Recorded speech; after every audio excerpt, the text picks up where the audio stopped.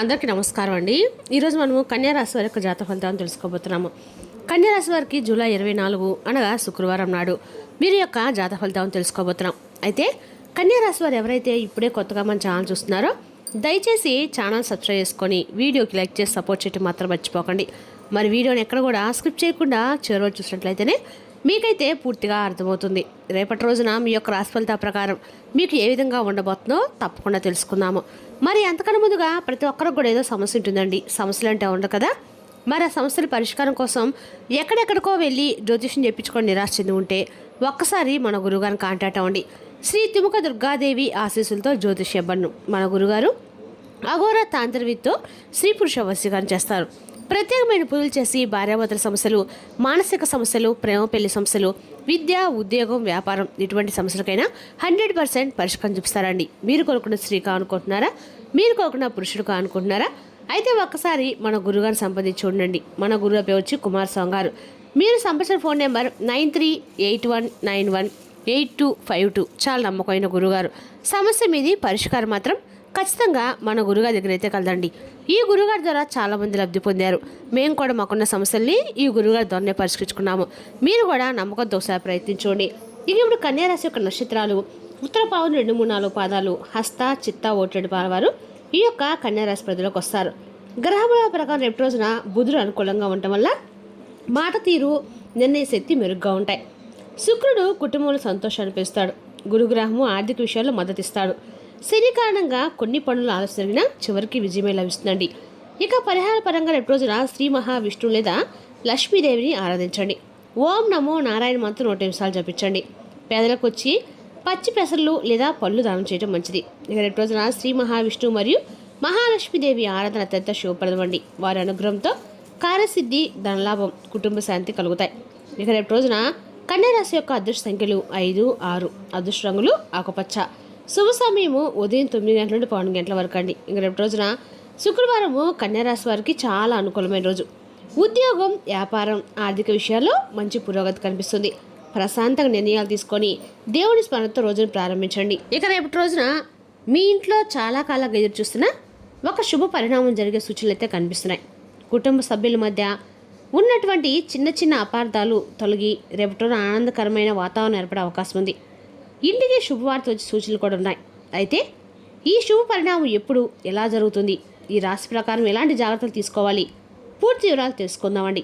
ముందుగా ఈ రాశి వారి యొక్క మనసు కనుక మనం గమనించినట్లయితే అండి, ఈ రాశి వారు అందరితో కూడా చాలా చక్కగా ప్రేమగా మాట్లాడతారు. అబద్ధాలు అస్సలు చెప్పరండి. చాలా చక్కటి నిజాయితీ పనులను చెప్పుకోవాలి. మాట్లాడరు కూడా. అలా మాట్లాడడం కూడా ఇష్టం ఉండదండి. ఉన్నది ఉన్నట్లుగా చక్కగా మాట్లాడతారు. కొంతమంది ఏంటంటే వీరి నుండి దూరం అయిపోతూ ఉంటారు. అయితే ఇప్పటి వరకు వీరు ఎన్నో కష్టాలను, బాధలను పడ్డారనమాట. వీరికి తెలివితేటలు కూడా చాలా ఎక్కువగానే ఉంటాయి. జీవితంలో డబ్బును బాగా సంపాదించాలని చెప్పి అనుకుంటారు. కుటుంబం యొక్క బరువు బాధలు కూడా చాలా ఎక్కువగా ఉంటాయి. దానికోసం నిరంతరం కూడా కష్టపడుతూ ఉంటారు. కుటుంబం కోసము ప్రాణమైన ఇస్తారనమాట. అంతగా ఉంటారు. అలాగే ఈ రాశి వారికి ఎప్పుడు కూడా అంటే అండి, వాళ్ళకున్న వాటిలో ఎప్పుడు ఎవరిని కూడా దెబ్బతీస్తూ పక్క వాళ్ళని ఆశ్రయపడాలని అనుకునే మనస్తత్వం అయితే కానే కదండి. రేపటి నుంచి వీరికి లాభాలు ఎక్కువ రాబోతున్నాయి. రేపటి నుండి ఎక్కువ లాభాలు ఎక్కువ రాని వీరు చూస్తారు. జీవితంలో చాలా అద్భుతమైన స్థాయికి రావాలని చెప్పి మీరు ఎప్పుడు కూడా అనుకుంటూ ఉంటారు. మీ కళను మీరు ఎప్పుడు అంటే ఒక విజయ దిశగా మీరు రావాలని చెప్పి ఆశపడుతూ ఉంటారు. ఒక విజయ దిశగా మీరు చెప్పుకోవాలండి. కుటుంబంలో కూడా మీరు తప్పకుండా విజయం దగ్గరలో ఉన్నారని చెప్పి కొన్ని రోజుల నుండి గతంలో కంటే పోల్చుకుంటూ ఇప్పుడు కుటుంబంలో ఉన్నటువంటి సమస్యలు కూడా తొలగిపోవడం చూస్తారు. అది కూడా ఒక దైవానుగ్రహం ద్వారా. ఈ రాశి వారికి జాలి కూడా చాలా అధికంగా ఉంటుంది. అలాగే ప్రతి ఒక్కరికి కూడా వీరు సహాయం చేస్తూ ఉంటారు. నమ్మిన వారి కోసం ఏదైనా చేస్తారు. అలాగే వీరికి ఏ కష్టం వచ్చినా కూడా ఎటు వ్యక్తులకి తోడుగా ఉండటము వీరికి బాగా అలవాటు. అయితే ఈ రాశి వారు చాలా నమ్మకస్తులు కూడా అండి. ఎవరికైనా మాట ఇస్తే దాన్ని నిలబెట్టుకుంటారు. ఇక మీరు కొందరిని నమ్మటం వల్ల మోసపోతూ ఉంటారు.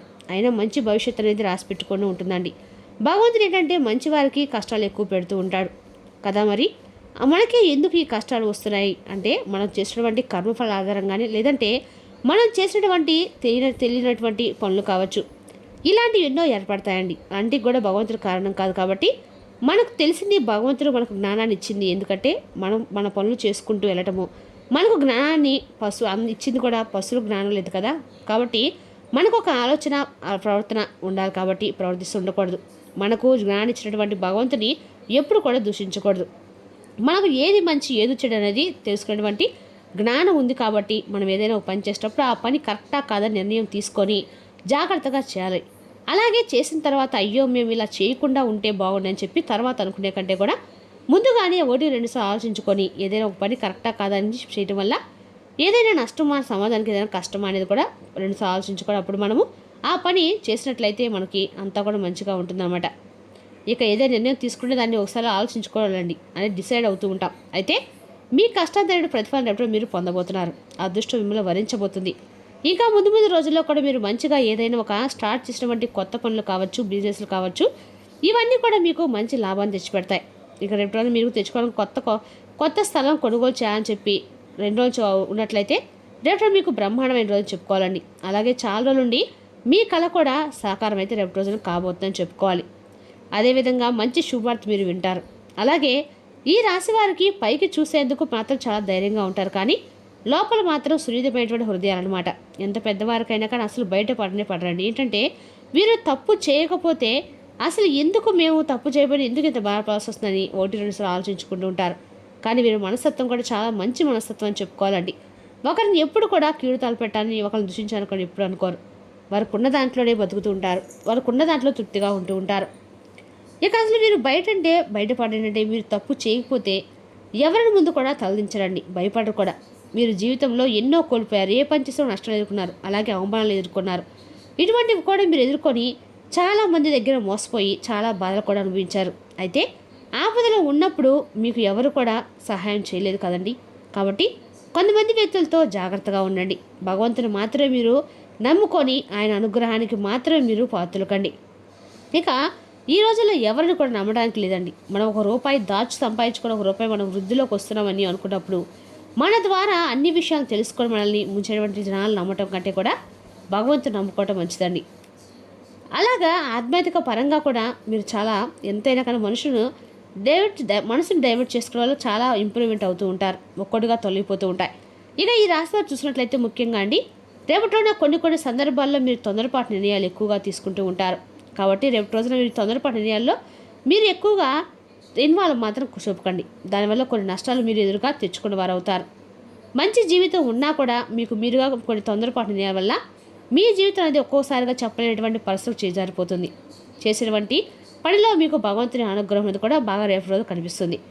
మరి ఇంతకీ ఒక దేవత అని చెప్పాం కదండి, ఆ దేవత ఎవరు? మరెవరో కాదండి, రేపటి రోజున మీకు లక్ష్మీదేవి ఆరాధన అనేది కూడా మేలు చేస్తుంది. ఆ లక్ష్మీదేవి యొక్క అనుగ్రహం అనేది మీ పైన కలగబోతుందండి. కాబట్టి ఇప్పుడు ఖచ్చితంగా కూడా మీరు రేపు రోజున ఎక్కడైనా సరే మీకు దగ్గరలో ఉంటే ఆలయంలో అమ్మవారి యొక్క కుంకుమార్చన చేసుకోండి.